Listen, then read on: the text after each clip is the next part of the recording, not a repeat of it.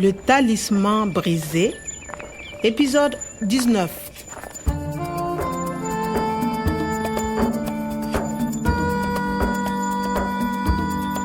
Joni miɗa andi to professeur Omar e le fenjugu ciwliɗomo o cuuɗi. C'est au nord de Marcoy.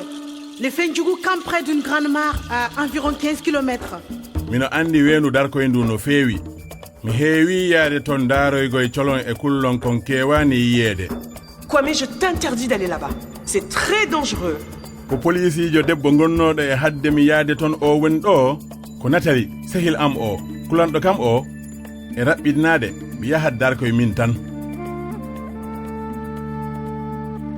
Le talisman brisé. Ko waktuji jeenayi tan keddani kam e yitugol professeur o. Miɗo ɗamini laaɓi ɗi bonani sanne. Feere am boni police o kadi ko golle Nathalie gon ɗo. Où est-ce que tu vas comme ça, Kwame? S'il vous plaît, pardon, je vais à Marcoy. Tu vas à Marcoy. Ah, pourquoi? Et si tu cherches le professeur Omar? Tu rêves. C'est une mission pour la police, pas pour un jardinier. Mais ils vont tuer le professeur Omar. Allez, tu viens avec nous au commissariat. Non, je ne veux pas. Allez, monte, Kwame. On n'est pas là pour discuter. Gatchekam, mim gatchekam.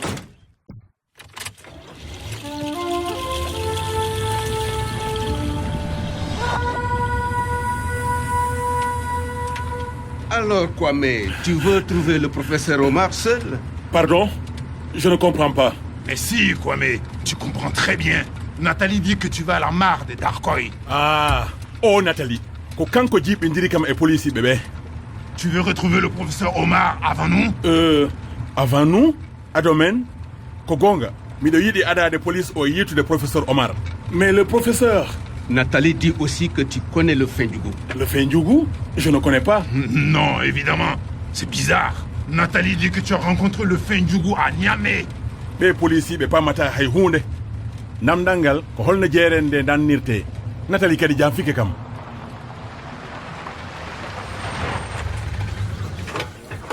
Ne fais pas l'idiot, Kwame. Il faut répondre à nos questions. Tu connais le Fendjougou? Non, excusez-moi. Je ne connais pas le Fendjougou.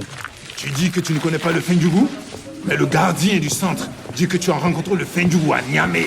Mais le professeur Omar, il faut partir. Tu restes ici. On va s'occuper du professeur Omar. Oh non! Salut Kwame, c'est sympa de venir nous voir. Qu'est-ce que t'as fait encore? Frère Amboni. Mi holaki. Nathalie Janfike kam. Ko non, policijo, ko policijo tan wonata. Nathalie dit que tu vas à la mare de Darkoy. Nathalie dit que elle dit. Ok, dire. O wi, o wawano sukkude hunko makko ko. Joni non, police o no andi miɗo yiɗi yitude professeur o, min tan. Nathalie dit aussi que tu connais le Fendjougou. Holko o wi ɓe? Mi anda o Fendjougou. Kono no laaɓani kam ko kanko siwli professeur Omar. Tu restes ici. On va s'occuper du professeur Omar. Ko sobde kam e o kaso ɓe jiɗi. Ko ma keñoɗen. Ko heddi ko ɓurani waktuji jeenayi.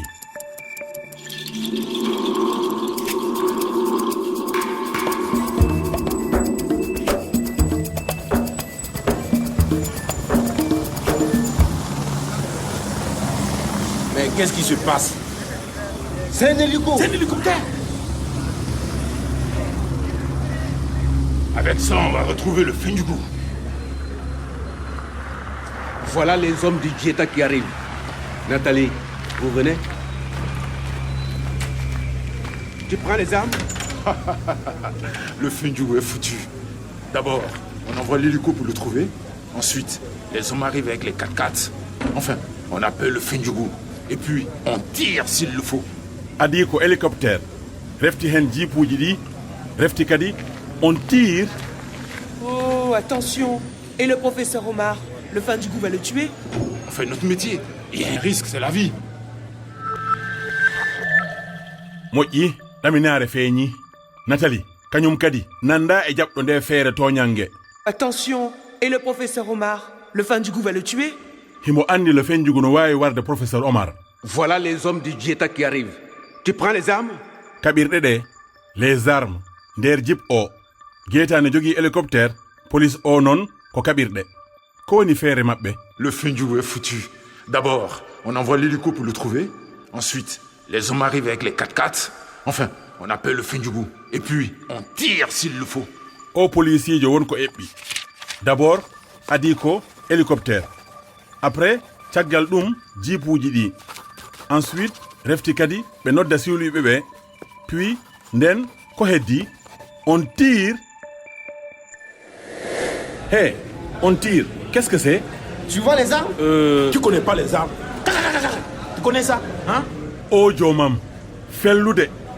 Professeur o mayorat hen. Ɓe jiiɗa yobde cottigu ngu walla?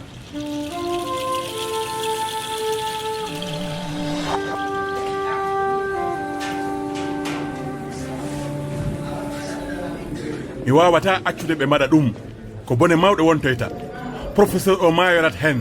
Alors, Kwame, nous, on va aller à Darkoy. ɗum sattat haa ɓurta kono woodat jeyaɗo moƴƴuɗo balloyowo mo dartade caɗele ɗen haa o foola ayɓe makko ɓen. moƴƴi min tan andi haa laaɓi ndu weendu police o ne sohli kam miɗo foti yaltude ɗo. À suivre. Le Talisman brisé, une production de Radio France Internationale et des éditions Edicef. Avec le soutien de l'Organisation internationale de la francophonie et du ministère des Affaires étrangères et européennes.